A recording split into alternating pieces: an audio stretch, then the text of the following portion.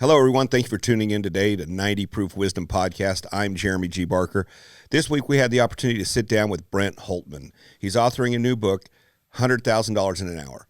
And this concept of this book is to help founders, new businesses, hone in on their skill set, look outside their realm and what they can do different in their business so they can keep an additional $100,000 annually by focusing on their current business practices without spending any more money on advertising or marketing, just really looking at your current practice and fine-tuning that to help you gain more profits.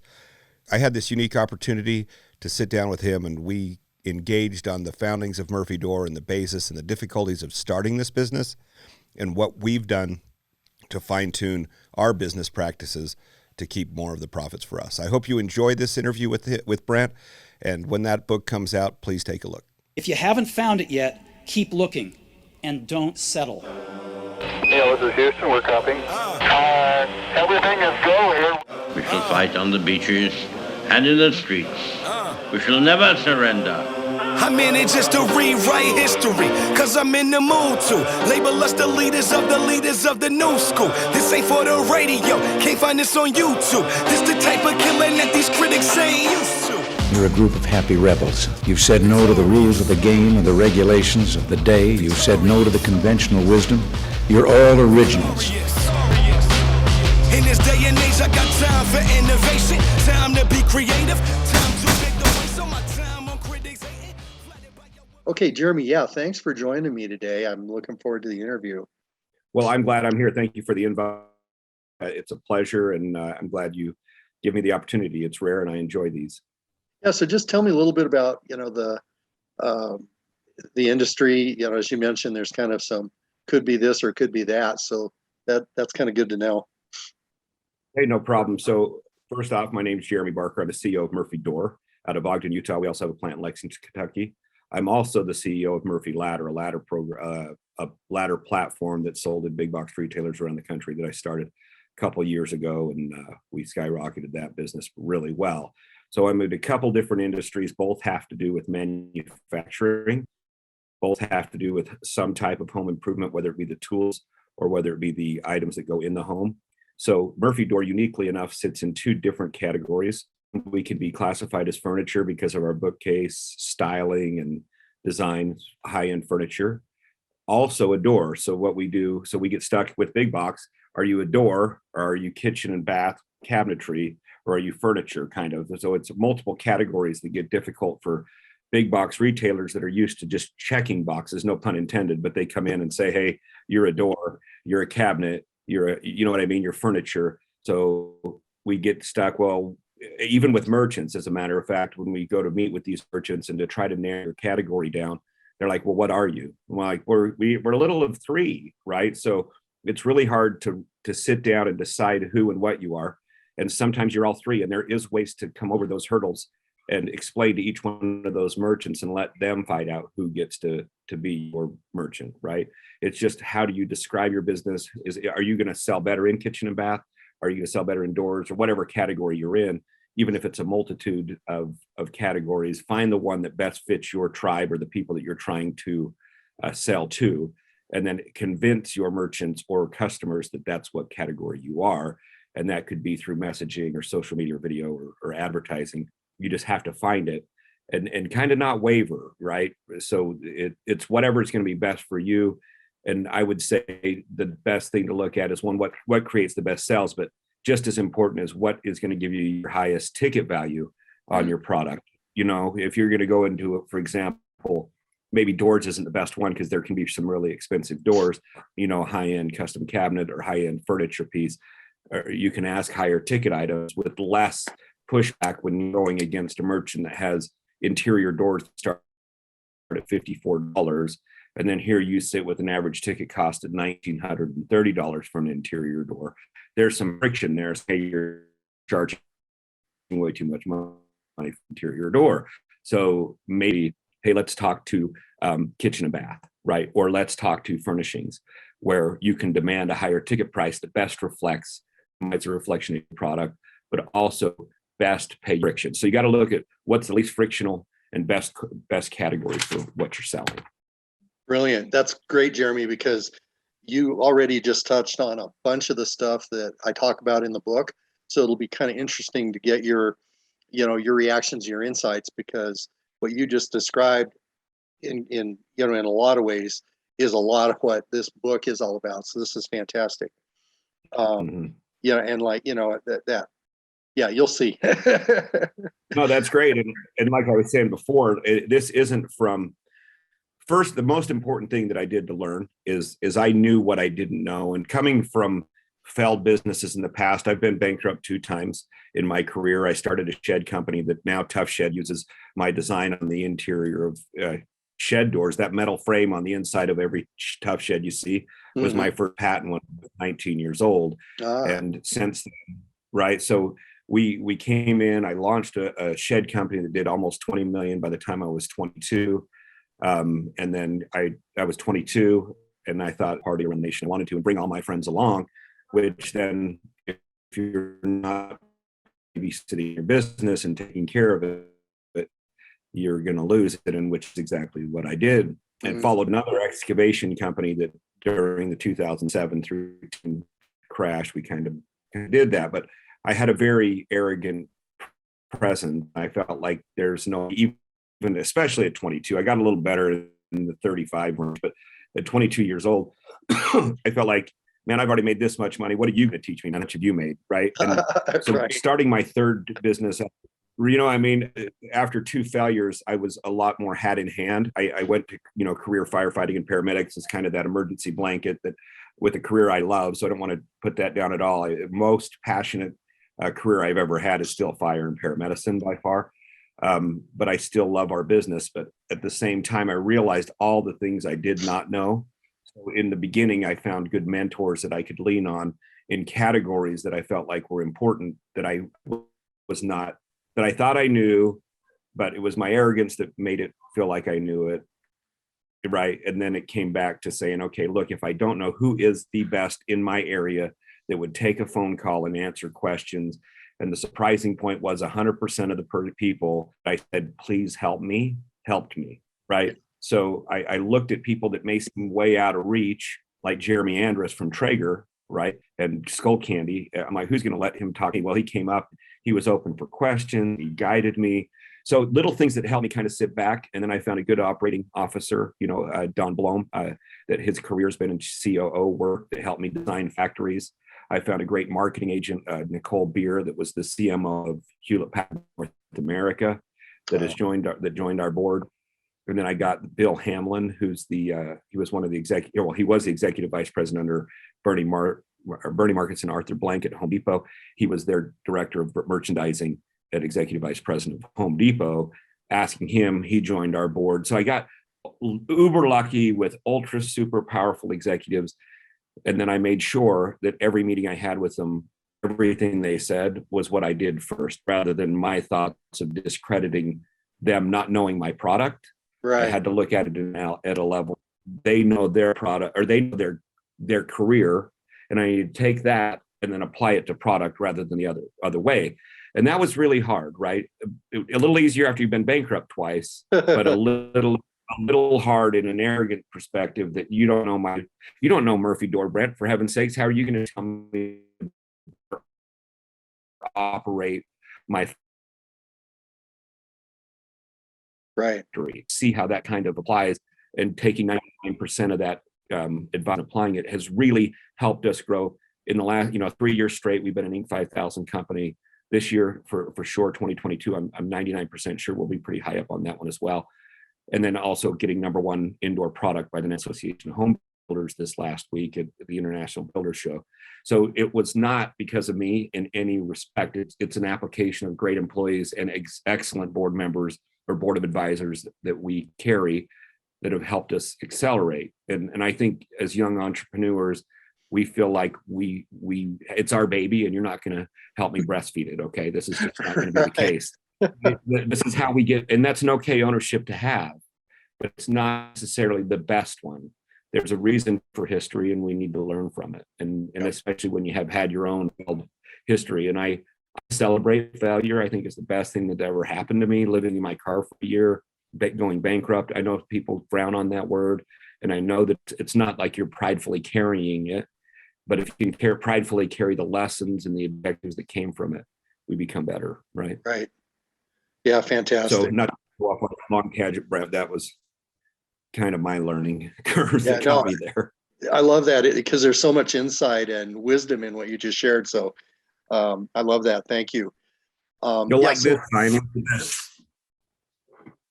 oh, there you go. 90 proof wisdom. Right?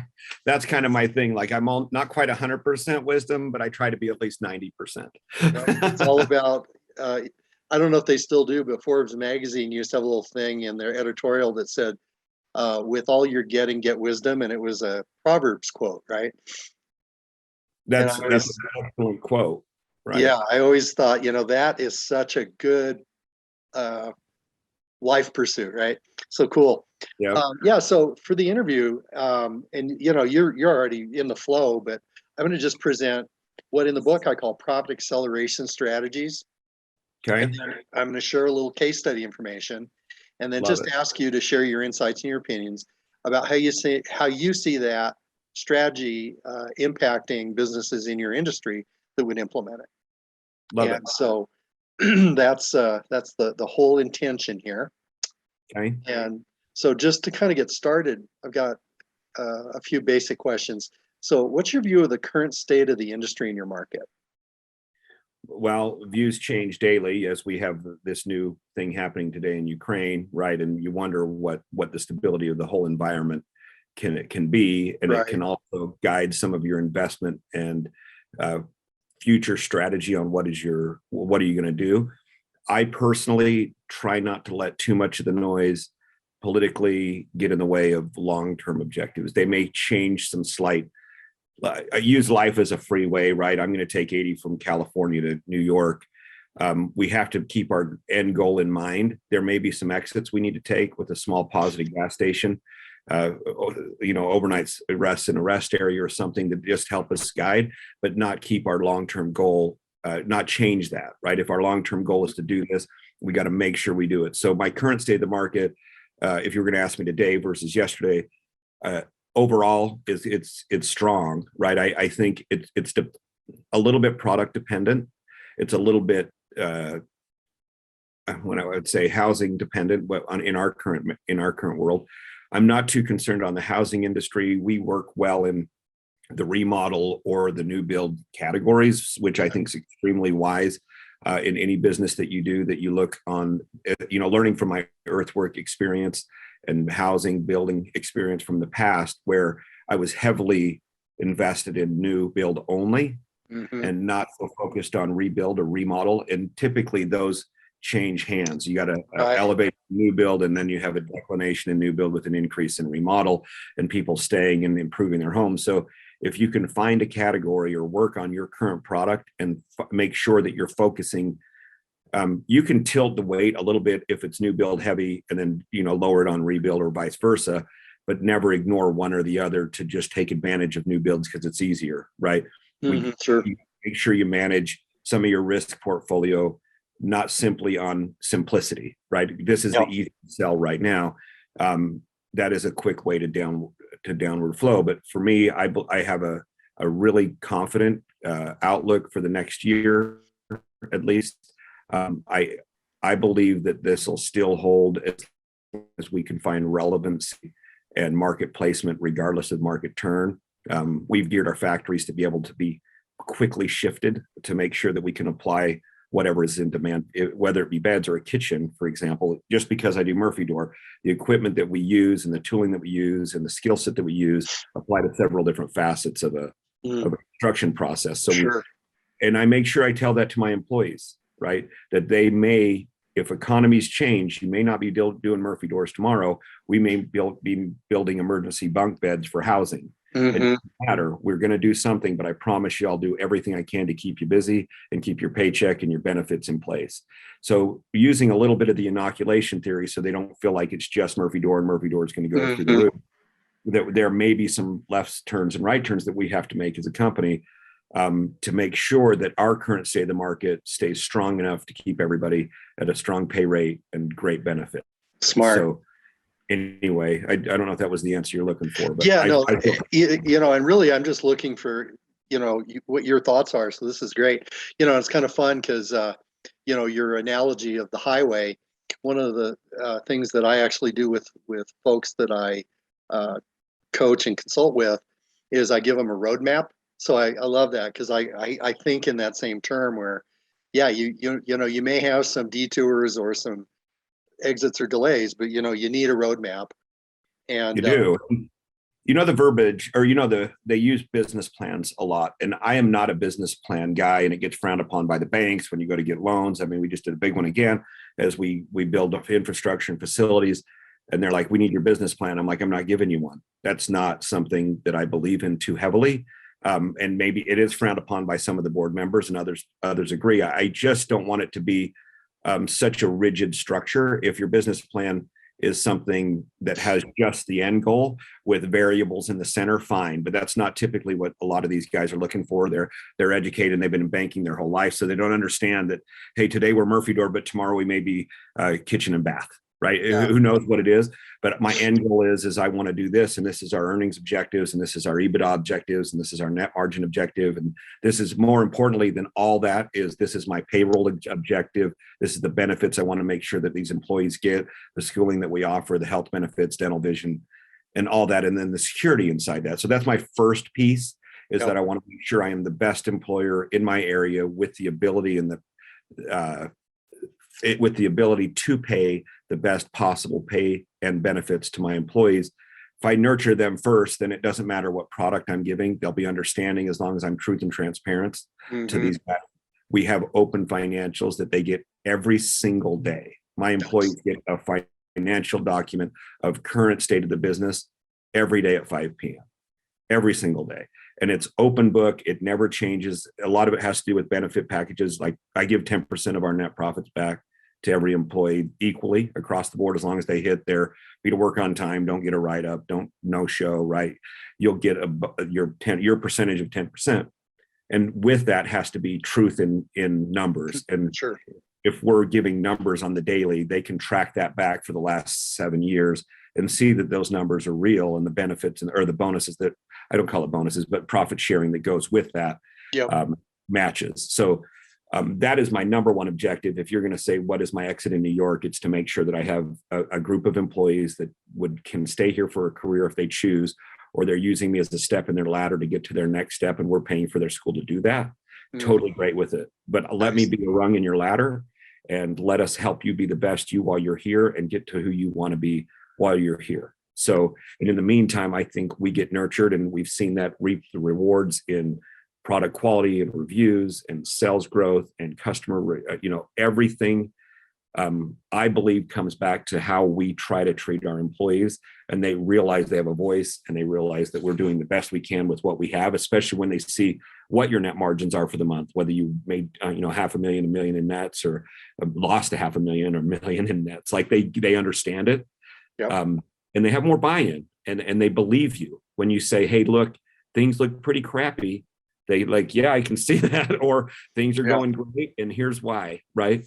Which also gives you another visibility when it comes to raises. People have less inclination to come and ask for a raise in the wrong timing. So we'll say, look, we're looking for a trending 12 months. And if we see a good trending 12 months where the 10% profit sharing gets higher and higher, we're going to raise the baseline and split the difference a little bit to where we know we can carry your payroll at a higher base, and then have that profit sharing maybe drop a little bit, but it's in your base pay. And that helps keep everybody kind of in check as well. Yeah. So you're not every day having, how it tends, especially when you get around 100 employees where we sit, we're about 75 right now. Your door can knock a lot saying, hey, I need a raise. Right. And I completely sympathize with it and totally get it. I understand it, and I sympathize with it, and I appreciate it.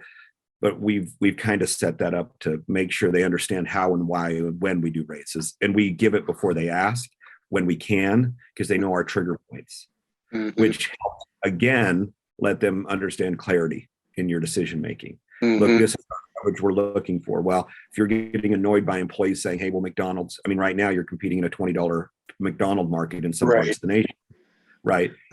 When they're saying they're paying that around the street, they can see their steps, and every time you can afford it, you're handing them money because you've set your own rule in engagement with that, and you do what you say. It lowers that. Yeah. No, I love that. And I really appreciate that open book, that transparency. That's just smart business in my mind. And the new build remodel. I live in Colorado, and the big wildfire that stopped 2 blocks from my place. So oh wow, I evacuated, but unharmed. But what was a great remodel area became a bunch of vacant lots. So at a real local level, a company that thinks like yours is going to be positioned to thrive, whereas others are going to be in trouble. Right. They're like, we're a remodel specialist, and that's what we build our brand. Yep. And be careful when you're naming your company, right? Naming your company into category where it's, I'm Jeremy Remodel Inc., right? Whatever it is, that really funnels your ability to grow it. So be cognizant in your naming. I try to stay away from a couple of things. One is to put nail it into one category, like remodel or new construction, or using my own personal name as the brand. Right. Yeah. Because if it's your name, your valuation isn't as good. Yeah. Yeah, it's hard to sell. So be cognizant of it. We all want our name on the business. I had one of my businesses named my whole name, Jeremy G. Barker Construction, kind of, or whatever. And looking back in hindsight, my goal would be to build a business that I wanted to sell. And then I had a retirement package, not just with assets, but with the value of the company. Yep. I thought, what the frick was I thinking about that? That was well, you were young enough, you probably weren't thinking about retiring, right? No, I want everybody to know my name. That was it, yeah. Right? Stupid stuff. Now I don't want anybody to know it. It's kind of right? try to yeah. If you're my friend, otherwise I'd just soon not. Yeah, I'm with you. If you hear my voicemail, you'll if you've ever called my phone, it'll say like, look, I don't answer texts, I don't answer phone numbers, I don't have. Send me an email, and I don't leave them the email. And they're like, well, dude, I don't even know how to get a hold of you. You didn't give me any way to do it, right? So I had a flip phone for the last year. I finally went back to a smartphone, but I tried the flip phone game, and that was really difficult. So I wouldn't answer any phone I didn't know because it didn't have caller ID crap on it. If it wasn't in my phone book, it was really hard to put someone in it. So right. All right. I love it. Yeah. So what do you see as the biggest growth opportunities in your industry? In my current industry? Yeah. For Murphy Door, ours right now is we are seeing a huge what is the word I want to look for? We're seeing a huge increase in demand for our bookcase door organization systems and hidden doors. We are just at the pinnacle of the hockey stick shape. Our searches, to give you an idea, we're a 10x search increase. Our awareness has really hit a platform where now it's becoming more expected to be in homes. We've seen a lot bigger change from just D2C, direct to consumer, and now being implemented by designers, engineers, architects, and builders, where they came into our booth, 6 or 7 years ago, wondering why the heck you would have it.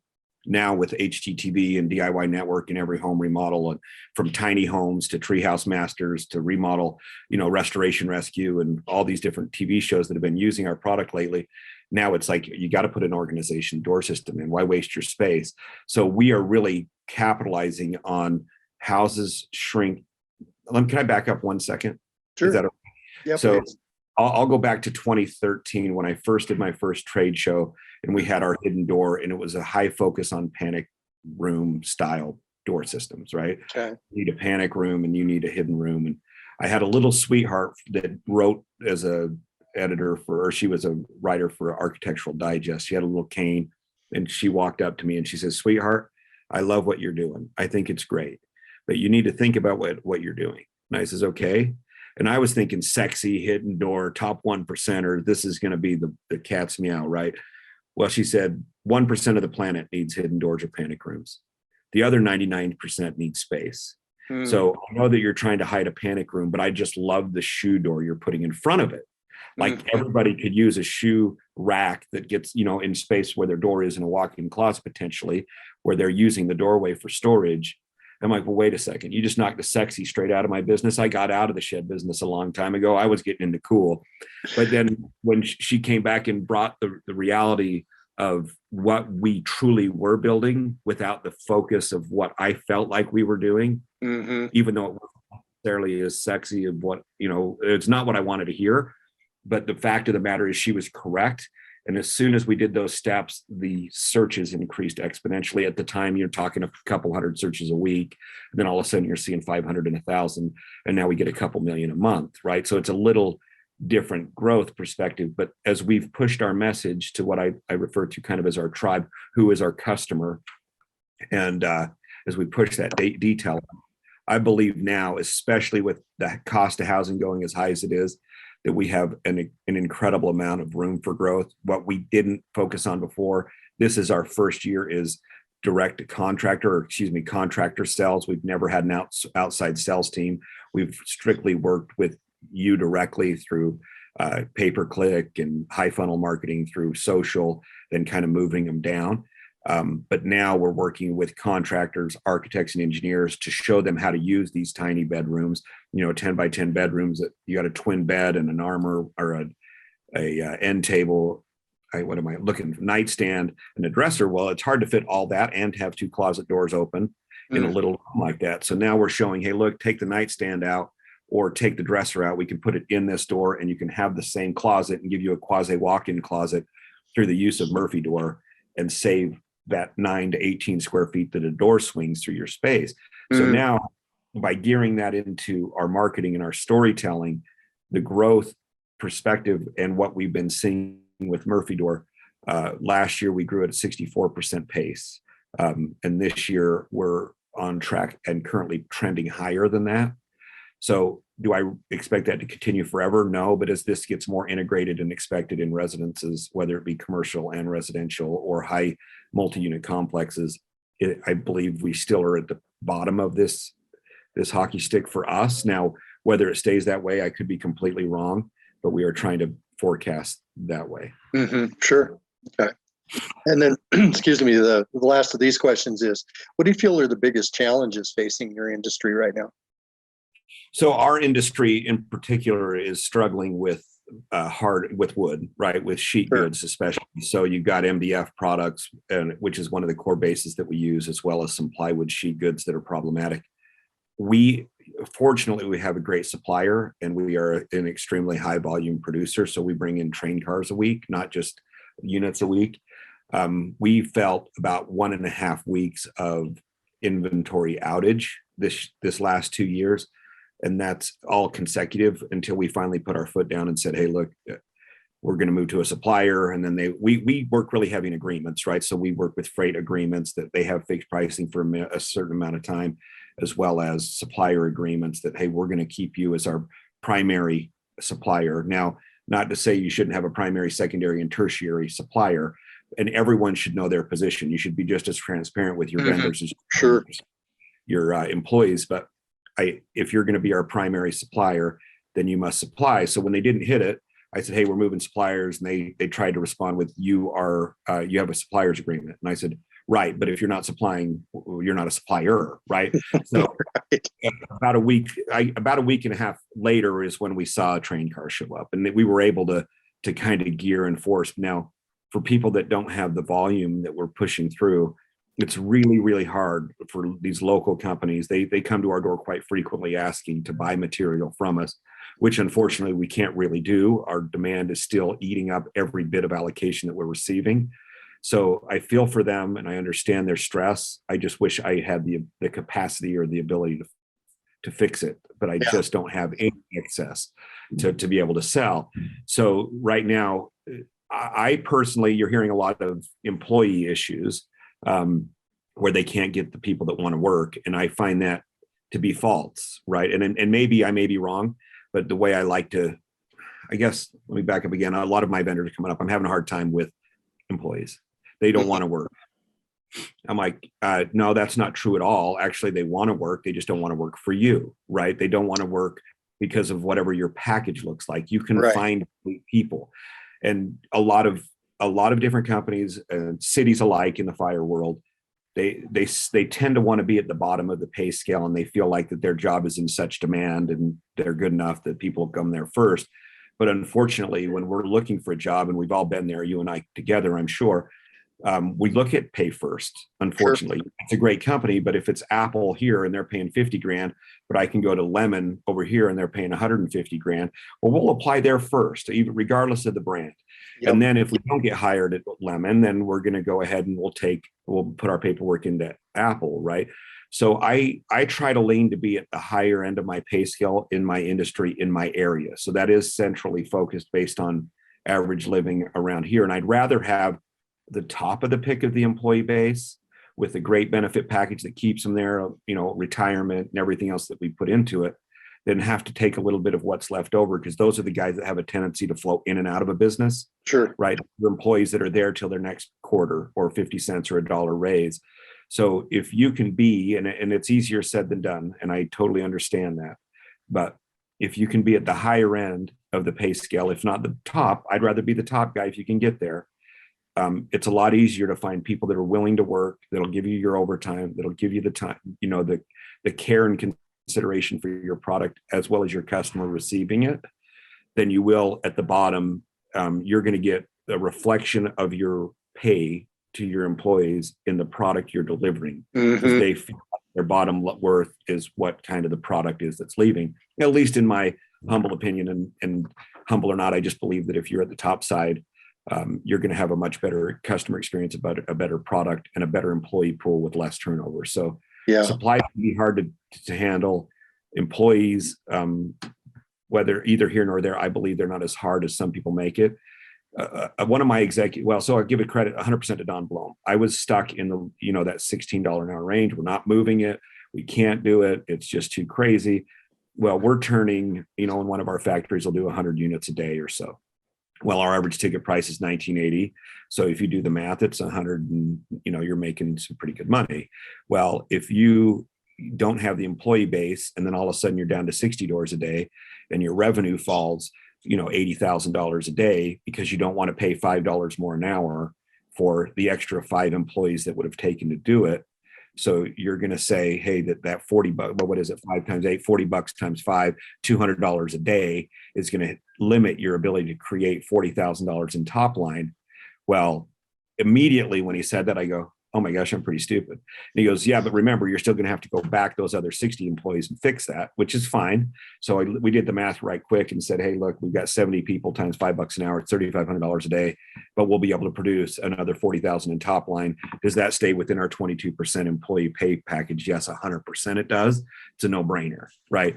But it took someone else, a wise older man that has been around the block, that just said, look, you're being cheap, because I don't care if you're paying $30 an hour, you can still afford it because of this. And it took that, right? And then all of a sudden, when we immediately implemented the next morning, by the way, and we were having difficulty filling roles, but immediately all our applications started coming in, our employee retention, we've had a lot less attrition. So that's fixed our challenge. Our challenge was first employees, until that got fixed that way, which is in our control, whether you have to fix your price, raise your price, right? So you can afford to get the best and you'll have a better product. And 2, supply, which has a lot to do more with leverage and your ability to pay quickly than it does being the victim thinking, right? If you're able to offer your supplier a little more money and offer money on the same day, fix your price, raise your price to make it so you can pay faster. You can bring it down later if you don't need to do it anymore. And I understand that people are going to feel like, well, they won't be able to sell. Get out of that, that mindset as well. Just deliver the best product with the best experience, charge a little bit more, and you'll be able to get your materials. You'll be able to pay your people, and you'll be one of the few guys that pass through some of these challenging things that are currently going on. Yeah, excellent. Thanks for that. Yeah, because great insights. And you've got my wheels turning, but I agree with everything you said. Well, you don't always have to, but if I love pushback. I love. Yeah, well, and as soon as you say something I think doesn't make sense, I'll do that, because that idea. Well, here's the one thought that crossed my mind, because I'm thinking about one of my clients, where on the front end, the people that are actually in the field doing the work, because they're in the construction space. Anyhow, front end, they pay well, but on the management level right below the owners, they pay excessively. And as I look at that, I think, there's a little imbalance there where they could actually be the highest payer on the front end, pay just a little bit less on that, that high senior management level, and still be in really, really good shape. And it's almost like, and I've seen this a couple of times where a company will have a couple of kind of key people that they're close to, right? So they end up really overpaying them, turning them into prima donnas, and it affects the culture. Versus 100%. saying, you know what, across the board, like you're doing, let's just take care of everybody. And I'm a real advocate of figuring out how to be the employer of choice. So kind of what we just talked about, right? Right. Yeah, exactly. Because that's what I heard you saying is it's like, yeah. And, sometimes you see what I'm saying, right? It's like, I've got 100%. That one person that I just don't think I can live without. Well, maybe if everybody else is performing stronger, you could live without them. Right. We had a couple different conversations actually yesterday about this. And one, I agree that sometimes you have senior management and lower management that end up getting paid more than the people in the field. But ultimately, the way I tried to explain to a guy, a heating and air conditioning guy came in yesterday, and he's like, man, I don't agree. I don't necessarily agree. He's also a full-time firefighter, a little bit argumentative about his base pay. And our desks in our office, I work in kind of a group office, and we don't have anybody where you can actually go sit behind the desk. You have to sit next to me, right? I don't like that eagle view, kind of like, hey, come and sit behind my desk. Right. I'm the boss, right? I hate that. I want you to sit next to me and we have a man-to-man conversation. And he's like, yeah, but dude, that's not necessarily how it should work. I said, absolutely incorrect, at least in my view. I believe that we are all just a wheel, and every single person who works here is a spoke. And if your gauge gets thicker than anyone else, or your length gets longer than anyone else in your head, then this wheel gets out of balance, and there's no way to keep it in the direction that we want. So if at any point, any of my employees feel like that their gauge is bigger or their length is longer, we have a problem that we're going to fix immediately, right? So if you're going to talk down, the guy in packaging is, if not more important than my job, period. That is the guy getting it to my customer. That frontline worker absolutely is the one that is the face of Murphy Door and Murphy Ladder, right? They're the ones that are sending that image of who we are to that customer. They have the final eye, right? So anytime we say that we are a more important role, because that's typically the first one we feel, by the way, Brent, is the packaging role, and they move kind of up into where they can. And it's worked really well, especially when they feel like, even though you've been here 30 days and you're in packaging, that when you say something, we have lunches every other Friday, and we make everybody cook from different departments in here. So like if you're in customer service, and you're kind of the dickhead in customer service, and then there's the douchebag in shipping that didn't do what I asked for, and then there's the dickhead in assembly that didn't do this, right? And you become kind of conflictual. Well, if we pull those three people in and make them cook lunch for the whole company in each facility, they're going to say, hey, Kentucky, you're cooking every other Friday, and Ogden does the same thing. Well, now they become, it's Brent and I'm Jeremy, and Jeremy's struggling with divorce, and you're struggling with the loss of a family member, and there's reasons that are outside of Murphy Door that you've kind of been ornery. Well, all of a sudden it brings personality and people into the equation, and now you see a lot less friction. Yep. So as long as they understand that we are all the exact same role, responsibility, and their voice matters, you see a payback too. Yep, absolutely. So for the book, what I tried to do is, and this is, really fundamental. So this, might maybe like oh yeah, obviously, right. But right, the idea that it's, foundations, more leads, more conversions, more transactions, and more profits. Right. Really boil it down, right? So you would agree for your industry that holds, right? Yeah. Okay. What's funny? You look at this graph, and I immediately see it changing in my head when you see companies, and I'm guilty too at times, where foundations have a tendency to shrink in percentage of relevance or importance to your industry or your business, and then leads become more heavy, and vice versa. And sometimes that will equation can change. At least the importance of that percentage changes in our head, because it's more important right now for us to do this than that. Especially in construction, you see this roller coaster of I'm out there bidding, I got a lot of jobs. Now I'm out there working, not getting any jobs. So I need more leads, but then you end up ignoring some of percentages of the equation. And the second you do it, it reflects into the profits. So Yep. in order for this to keep balanced like your wheel, and that's why I said I like it, it has to be equal. And your focus and energy has to be equal, or all of those get out of line. You can't take from one and give to the other without the other hurting. Yeah, and thanks for that perspective, because I agree, that makes so much sense. And then really breaking down what goes into each of those pieces. I thought, all right, what are the main elements? So, like in foundations, market dominating position, which I talk a lot about in the book. And it's that clarity about what is it that's unique about our business. And in my mind, you need to have your strategy figured out. You need to know what your unique selling position or your market dominating position is, and these kinds of things first, before you really know what a good lead quote even is, right? Is this based on sales, or is this your core foundation business? Say that again. So is this graph based? Is it a sales strategy, customer strategy, or is this the overall focus strategy of a company? Because I see a couple things that I would put in foundation more and split that up a little bit, at least in my world.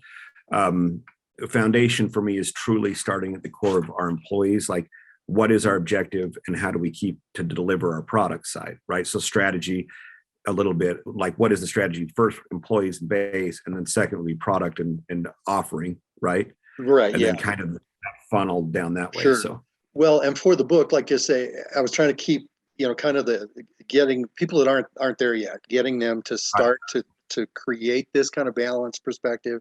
So I really appreciate what you're asking, because I've actually got software that I work with when I'm doing roadmaps with clients that looks at 497 million different algorithmic elements potentially.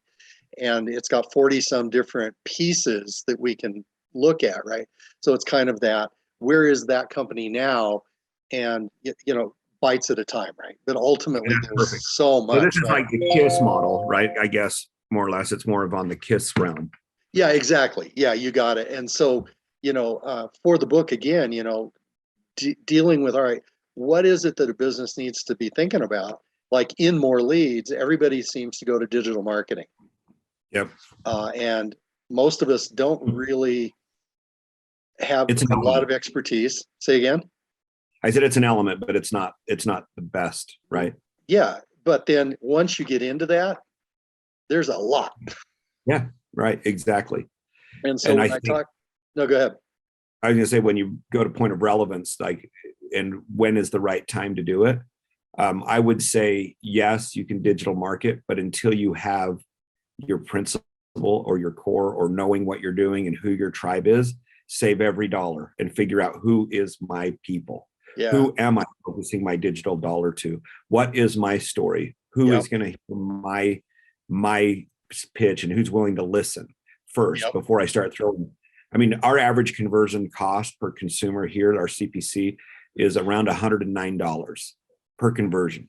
So, I mean, and I'm not spending a ton of money per click. I am just telling you that you can really get to where your ROAS is more expensive than your product. And you've got to be very, very, very aware of who is this going to, so that way you're not spending $9 on $100 product, especially going in. We have that. We're guilty of that, of some aspects at high funnel level. But at the same time, we currently are fortunate enough to work with incredible minds in the industry like Nicole, and we have contracts with really big firms. But going in as a firefighter, I went for that whole fishnet theory, and I'm like, I'm going to advertise geographically to the world, and then I'm going to advertise to every age group and every interest to try to find out who that is. Well, you can do that with diligence inside simple social media, and actually even better than that, one-on-one conversation to find out who is who. By doing a local trade show or a local whatever that may be, right? Who is your customer? Well, and you touched on something that is something I hear a lot from small businesses, is that it's like, well, here's my background, like as a firefighter coming in, or as a construction guy who's spinning up a company or whatever it is looking at all this, it's overwhelming. And then to compound that challenge, what I hear a lot is the fact that most marketing companies, and I see that most marketing companies go straight to whatever they're about, their SEO optimization or their As they should, right? as they should. We want to be mad, but they should do that. But you made the point is, as the business owner, all this other stuff needs to be in line before you go to those specialists, right? 100%, right? 100%. Because do not demonize the digital marketing agency for doing what makes them money, right? And I'm guilty of saying, hey, now go sell my product and advertise the heck out of it. And I'm going to go out. I think the first agreement I made was like $2,500 a month. I'm like, I'm going to make this, that was just their contract fee plus the cost of digital marketing. I'm like, go for it. And then you get frustrated with them because they're really trying to do what you were supposed to do in the very beginning. And that's identify and categorize who your consumer is. What are they willing to pay? What's the product they're looking at? They don't even know what ad to put out there, right? Yeah. And who to advertise it to. So if you don't do your front end, you can't go back and be mad at your marketing agency because they spent all your money with zero conversions. Yep. Really good point. Really good point. So, and again, this is, the pay attention, small business owner, right? The 80-20 rule, right? Yep, I do. And so in the book, what I help try to call out is that it's critical that you, as a small business owner, are aware of what you're doing in that 20%. And what I came up with is that there's really 5 things: more leads, more conversions, more transactions, higher average dollar per sale, and higher profits. And it's looking at those very specific things on the front end as you're figuring out who you are and what you are, and really even what a lead should be, right? Because every suspect isn't really a prospect, right? I agree. And one thing that when you take a simple 5-step formula like this, telling young business entrepreneurs to not get just focused on the more leads, like go get more leads, that comes from another perspective of what is your product? Is it the right product? Right? You have to have a bunch of other, if you're going to look at this as a wheel again, if it's your core center, then you really need to find what funnels that core center. So don't just say, go get more leads and run around like a bunch of wet cats. We want to make sure that we know what and who and where we're bringing this. And there's a whole bunch that goes into more leads and a whole bunch that goes into more conversions, but it all has to do with product and messaging. And you really need to know that too, to simplify it down to this. So, and I don't want to scare any young entrepreneur because all of us know it. We just don't know how to put it on paper. Right. Yeah. And that's the thing. It's, get them to recognize, again, it's that idea of what highway are you on, that roadmap of what are the things you need to be thinking about and how does it all come together.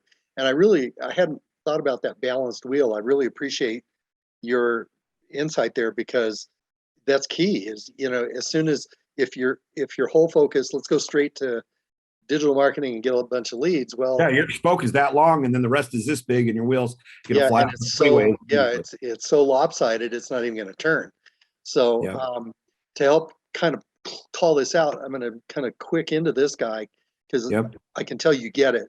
But it's that idea of, if you have that focus on how you use all these things in relationship, because more leads. So here's the illustration. I'm going to get to my point in a second here. So just as a baseline, if you got a company that's doing 1,000 deals and they're 25% conversion, 62.5 is their gross profit. And typically what companies, consultants, business coaches, marketing companies and all kind of play in this 10% increase space. Because if you do that, you're almost doubling your margins. But true. To the point that, and I talk about in the book, really 50% is very doable, and you're at almost $500,000 over 62.5. And so, helping kind of expand the vision to say, if you're doing all the stuff you and I've been talking about, 760% growth is doable. In fact, realistically doable. And would you agree that this could hold in your industry if people are doing it smart? I would say yes. And there's another equation that goes to that probably gets over some people's heads. But when you have increased volume with maintaining your SG&A costs or your standard in general administrative fees, at least for our industry. Now, I've had some other people argue with me that are much smarter than I am, so I can't discredit what they said. But when you have your SG&A covered in your 8-hour shift, and if you're able to increase, and let's say you're busy 8 hours a day and there's just no room for throughput inside that, but you still have the same facilities and the same equipment, the same, everything else is already paid for. Now, the only thing that you're seeing an increase in, truly the direct effect, is small amount of power or gas that's being used during that period. Yep. Direct payroll reflection of the time being used, and then cost of goods sold. That is all. All the rest, if you're able to increase your conversion ratio, just like you're saying, and able to optimize that with secondary shifts or expanding operations during one day, our EBITDA just is around 52%. But once we get past our SGA, we're running in that 73.8%. There you go. Yep, exactly. Right. Yeah, So and gross margin, I said EBITDA. Our EBITDA is not 53%. It is around 19.2. oh, okay. Our gross margin is around 52 to 53% on the given month, depending on fluctuation of material costs. But once we hit our nut, right? Once we cover our monthly pieces, our freaking our gross margin goes up significantly. It's in that 73% range. Yeah. So, and when I get deeper in, like in the book, I talk about more profit, and some of the things you just talked about are, it's like, how do you reduce your overhead, your cost of goods sold, those kind of things, just to get people into recognizing these are all really key pieces at play. Agree. And so, and again, in the book, the call out is, this is all without spending any additional money on marketing or ads. Because it's like, get this all figured out first, right? Agree. Okay. And so, the other thing, to give you an idea, we were just discussing this yesterday in our management meeting. We're running a couple million views a month, and our conversion ratio, and I'm being open, right? We're running currently around 0.4% conversion rate. Okay. Right. So you can kind of do the math, and those tickets range from $139 on our low up to $10,000 on the high. Right. So you can kind of do some math in the middle, but with that small improvements of really trying to tell the story. The reason for the meeting yesterday was getting a new website built. Right. So we're saying, hey, what are we going to do to come to an industry average of 2% conversion ratio? We're sitting way subpar of an average industry, right? Average industry conversion ratio. They're 2%. We're in that 0.4%. So they're 5x, right? 500% bigger than we are in conversion. Well, if we were able to move the percentage just 0.1, so even as simple as 0.1 conversion ratio, look what that does at magnitude, right? Yeah. It's a significant increase, and all that. Currently, we're blowing past our SGA costs, and we're in that positive side.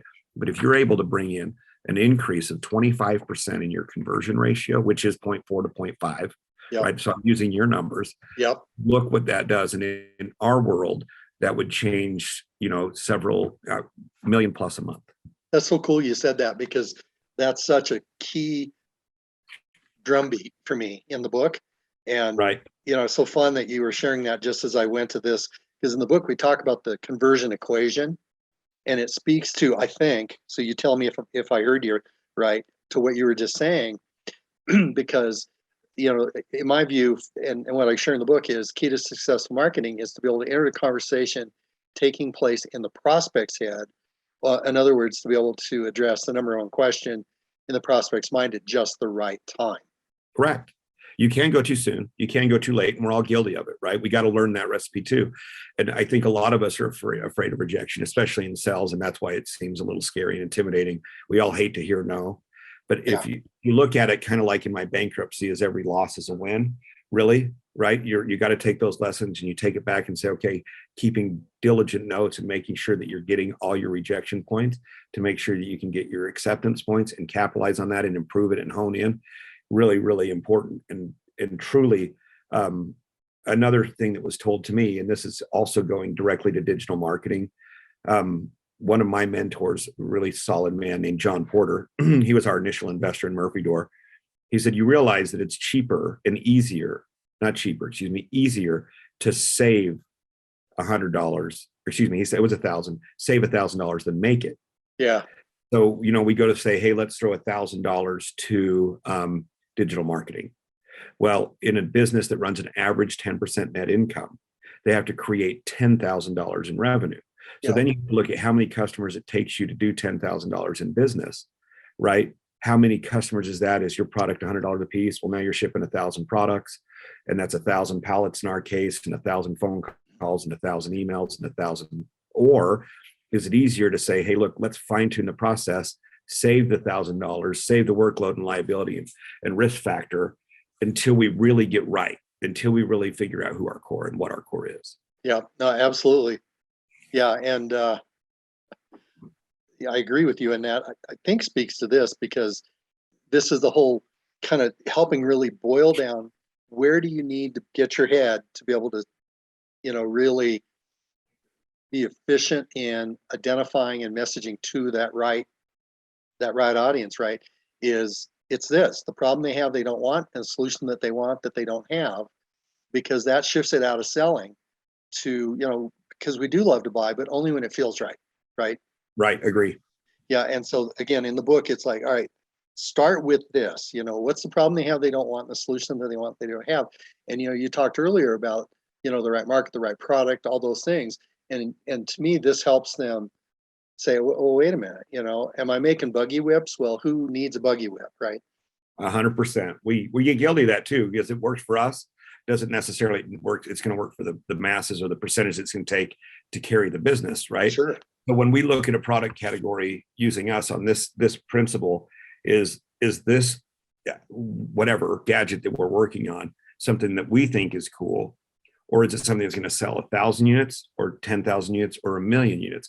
And then what's worth our mind? Will that 1,000 units carry the business demand that it's going to require? Will it pay for it? Does it have a life expectancy that it'll never get to net positive? And by running our freeway to New York and seeing, I guess if you break it all up into that in everything you're doing, like what's our end objective with this product, or our end objective with this widget, right? Yeah, exactly. Well, it's kind of your panic room versus your storage, right?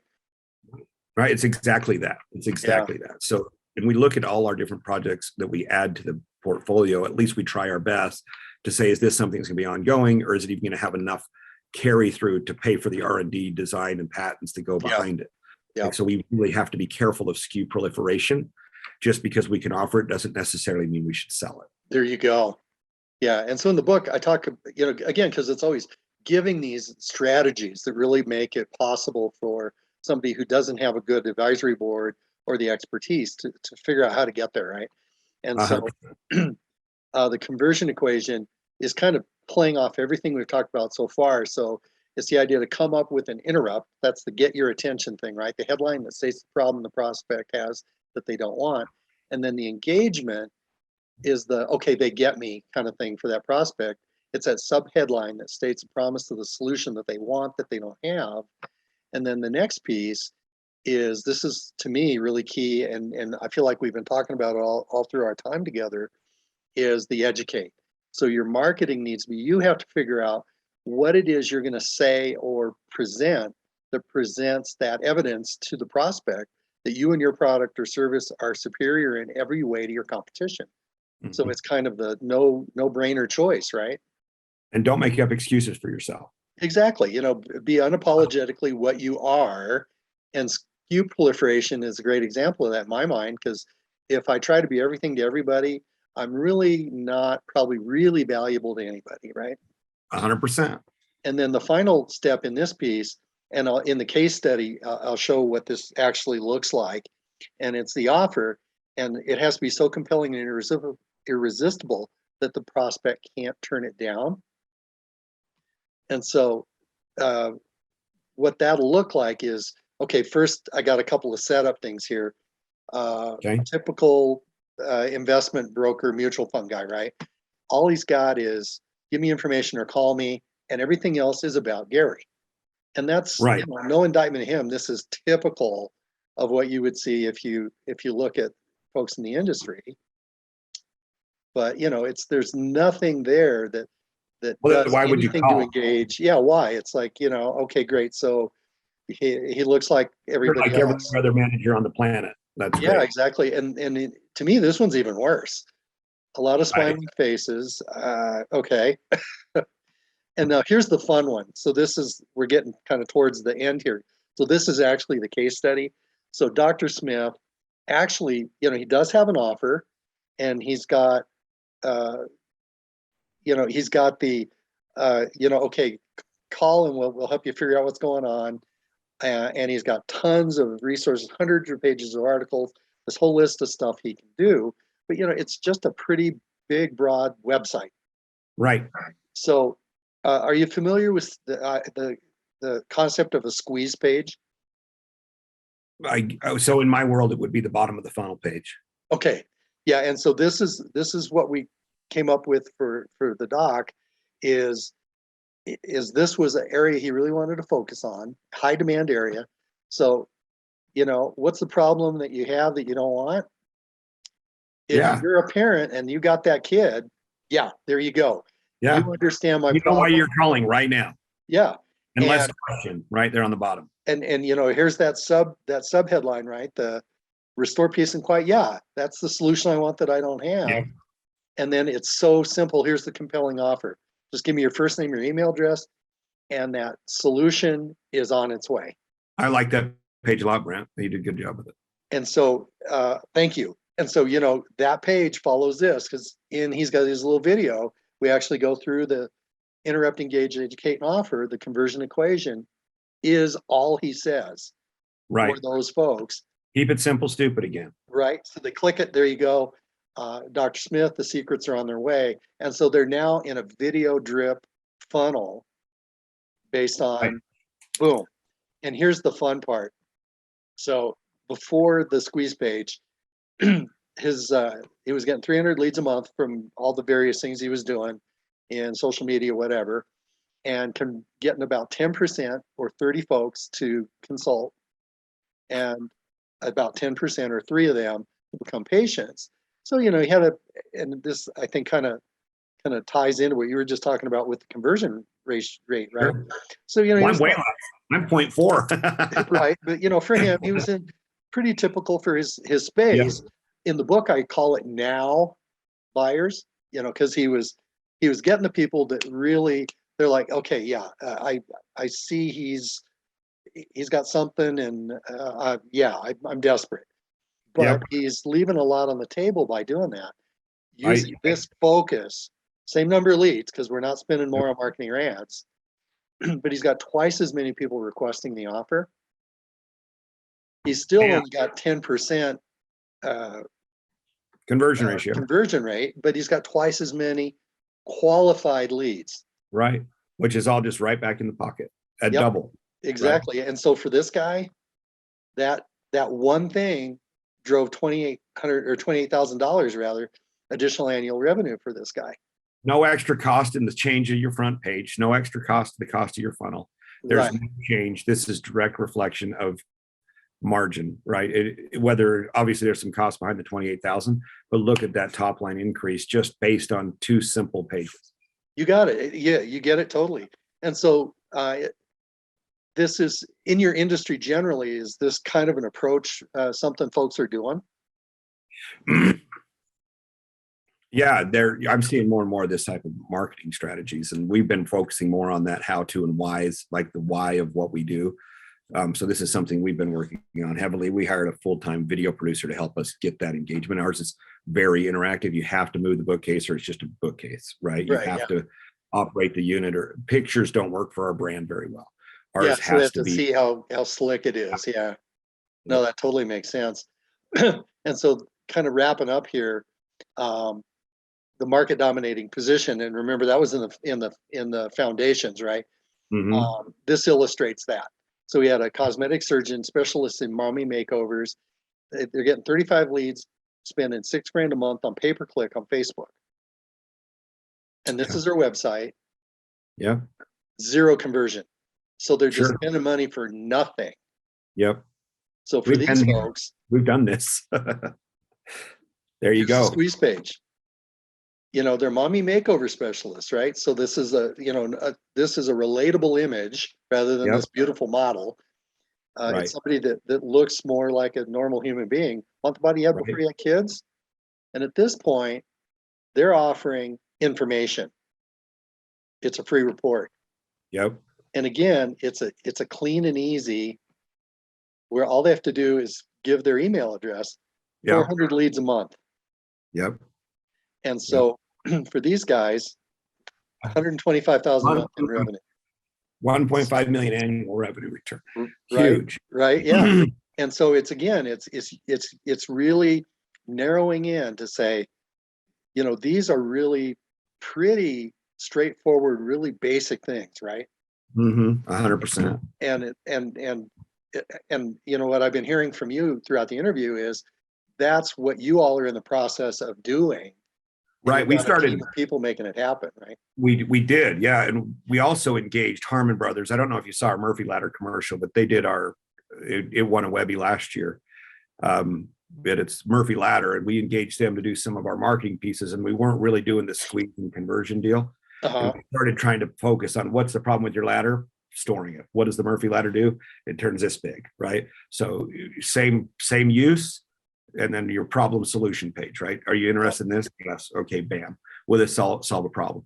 So they really enlightened me. By the way, we were 0.19 conversion ratio at the beginning of 2021. So we've doubled our conversion ratio. And again, it also has to do with click rate, and we're a couple million clicks. So it takes a while to move that needle. Sure. Right. But at the same time, it is such a key element before you go wasting your time and money, understanding what that is. And I was 7 years deep into business before I really met someone that was like, dude, you're being this guy. You drink so much of your own Kool-Aid. You expect people to want to join in because you're drunk on your own juice, right? You're like, oh, it's so good, but you're not telling people what it's going to do for them. So anyway. Yeah. Well, and I clicked ahead here because I feel like this is kind of where you were at, right? Is, you know, there's been a problem for small businesses where, you know, they're trying to behave and market the way big brands do. And it's a fail because they don't understand these fundamental things. And a part of what I try to unpack for them is the importance of this, the buyer's journey. Right. And it sounds like you're tuned into this, but I wanted to reveal it because I live it every day. Okay, that's what I thought. I wanted to hear your thoughts. Yeah, because it's the awareness. Because I mean, you've got some unique stuff, and you know, why should you buy? Overcome the objections, and then the vendor selection. Right. And it's that whole idea of the right information at the right time as people are on their journey, right? This is a long learning curve for me. I didn't seek the right advice early enough, didn't read the right books early enough. And I did exactly what you said. Hey, advertise like Coke, you get the results of Coke. It's not quite true. Coke's had their core initial push through pharmaceuticals back in the day, right? But so they had they've been around for over 100 years. Yeah. Right. So, and then all of a sudden now when they're advertising like they're doing, one, they have a marketing budget they have to spend, or they're not going to have it next year. That's part of it. And then two, they have such an awareness. They're really just trying to maintain a presence, which whether they have to or don't, doesn't matter, but they want to make sure they show themselves as a solid brand. And you can't do a $6.5 million Super Bowl commercial, right? So we're not in that realm, and don't try to be what you're not yet. Get to your core, find your people, whether it be one-on-one and the people that you're in your network. And I think that would save you a lot of headache in your going broke, trying to figure out how to pay your Amex card when your pay-per-click bill comes in. Yeah, exactly. So go ahead. Oh, and in the book, and I always hate it and that's the trouble with technology, is that latency. Sometimes I felt like I interrupted you. But anyway, in the book, again, that now buyer situation, you know, if your marketing is only addressing that, you know, good fortune of hitting it at the right time to the right one, you know, somewhere between, 91 and 97% of the potential good prospects are left by the wayside. 100%. Yeah. I would say it could be higher. I'd say it could be higher. Yeah, I would agree. It could be. But, you know, this is just kind of higher. You don't have the right, you know, I would say early on in my business, Brent, that I was 99% on the table because of what I was focusing on. Sure. Right. Thinking I was doing something that I wasn't necessarily doing correctly. And just, even though it was hard to hear, you know, get the sexy knocked out of your business, at least in my heart at the time, and what I'd focused on, and then to have somebody uproot what your base core was, but was with realistic reasoning. Like, dude, you realize only 1% of the world needs this, and only a percent of those guys are going to need it. So you've brought yourself down to 0.1%, and that's really hard. But 99% of that needs it. And if you can get 10% of that or 5% of that, the multiplier is insane. So you're really, you're being silly. And it was hard to swallow, right? Because I wanted to be that. And now I've learned that just because you're what you think you want to be, or you're trying to be who you want to be, isn't necessarily what the world's seeing you as. So I like that. Right. Yeah. We got to make sure that we are delivering, especially when it comes to generating revenue and top line and profit at the end of the day, or evaluation of a company at the end of the day. Know who you are for the people, not for you. Do what you want. You're so right. Yeah. Right. But make sure you're giving what people need and want. If your goal is to make money at this and be something that's a sellable business, don't do all about you always. Right. Yeah. Right? Yeah. Because there's vanity businesses and then there's businesses, right? Right. Yeah. So You're so right. Something that people want to buy as a company, not necessarily product as well. Yeah. Right. Even if you never sell and you want to be a legacy business, build a business that could be sellable at any given day if you change your mind. Yeah. Yeah. Exactly. Yeah. Exactly. So you've got the options. I so appreciate that, Jeremy. And this is, by the way, the last slide. And okay, that's good. I got a meeting in a couple minutes. Anyway, okay. So yeah. So right on. Good. Yeah. So kind of that. I'm too broad. I'm just making noise. I'm trying to be Coke. Is I think what drives every time I look at this is a bigger number. That 20 to 100 touch points to get a prospect to be a buyer. So expensive and so wasteful. And my concern is as more and more businesses do more and more of that, the harder it is because it's just noise, right? I agree. And to add to this point, remember that I think the number's off, and there's a reason why. Is it's getting louder out there, and everybody's getting more and more websites and more marketing dollars and more social media platforms. And I said earlier on in this conversation, and again, I'm not trying to toot my own horn, but at $109 per conversion with an average cost per dollar, I'm at 100 touch points, right? Paid clicks on average, right? Through the funnel. So one advice would be don't start drinking your Kool-Aid so early that you think you can get it done in 20 or less because you're great. Do it so it costs you 200 or less. And then if you can still make money at that, and if you can't, make sure you're staying in a realm that you can. Perfect. Yeah. And I mean, Jeremy, this has been amazing for me. And I mean, you guys are doing so many things right. That's so exciting. And I but don't get me wrong, 7 years of being completely wrong, Brent, so don't give me too much credit.